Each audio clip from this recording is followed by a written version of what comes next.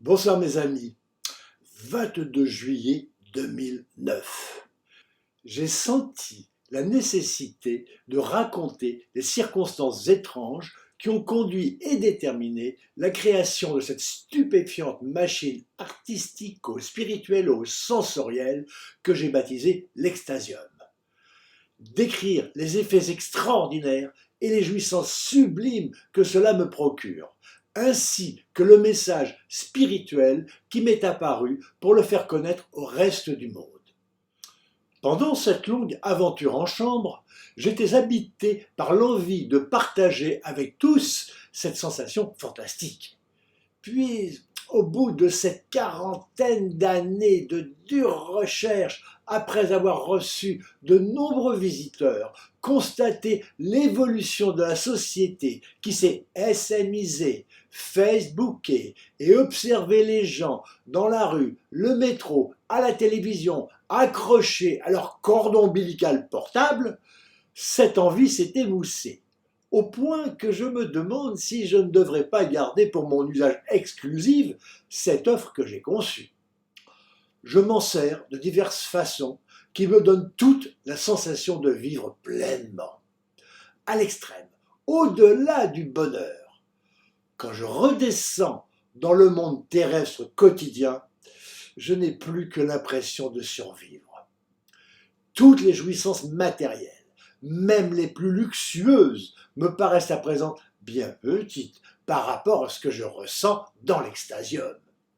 D'autant qu'il m'annonce et me fait éprouver un avant-goût d'une vie inouïe et inconcevable après la mort. Courant décembre, j'ai eu une nouvelle vision intense. Je me trouvais dans une sorte de salle aux contours indéfinis dans laquelle se trouvaient des personnages flous, vaguement humains. Ils étaient chacun devant ce qui paraissait être un écran vidéo. Tous étaient hilars. Leur hilarité provenait des interprétations du monde que donnaient aussi bien les religions que les scientifiques. Cette vision allait dans le sens de celle où je me trouvais aussi devant une apparence d'écran en train de me piloter moi-même dans le grand jeu du monde. Chacune de ces entités pilotait une partie du jeu. Peut-être est-ce là l'explication de la multiplicité des dieux dans les divers panthéons. Ils n'avaient qu'une indépendance relative, étant eux-mêmes reliés à des niveaux supérieurs. Un peu comme une cascade, une arborescence de logiciels imbriqués les uns dans les autres, dont une part de plus en plus infime, la quintessence, remonte à travers les dimensions jusqu'au poste central, Dieu.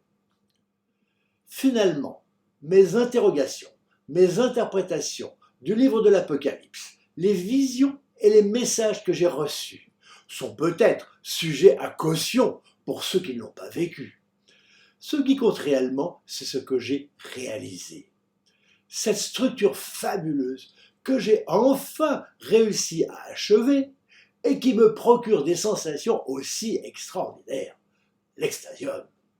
Il est très difficile de décrire les sensations qu'il me fait éprouver, car quand je redescends sur Terre, je ne me souviens de rien des moments les plus intenses et ne conserve qu'un souvenir très flou de ce qui s'est passé. Cependant, j'ai réussi à prendre quelques notes. 23 juin 2009. Chaque instrument de l'orchestre devient une sorte d'hologramme, un volume, une force vibrante d'énergie qui entre en harmonie vibratoire et énergisante avec des parties de ma bulle de conscience. L'intensité peut aller jusqu'à provoquer un afflux important d'énergie électrique jusque dans les bras, les avant-bras, les pieds et principalement aux chevilles. Et l'ensemble, progressivement, au fur et à mesure de l'augmentation d'intensité et de durée, se transforme en une apparence de machine quadrangulaire de pure énergie en lumière pulsante.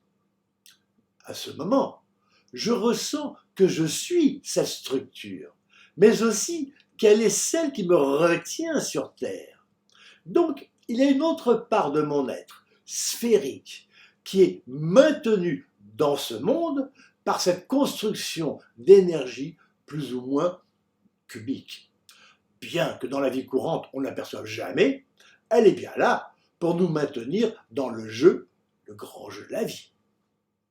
Là, je vis intensément, pleinement, complètement, en extrême de sensations. Littéralement, je m'éclate réellement. Mais un éclatement qui serait comme une explosion immobile. Une tension bien au-delà d'agréable. Une jouissance extrême.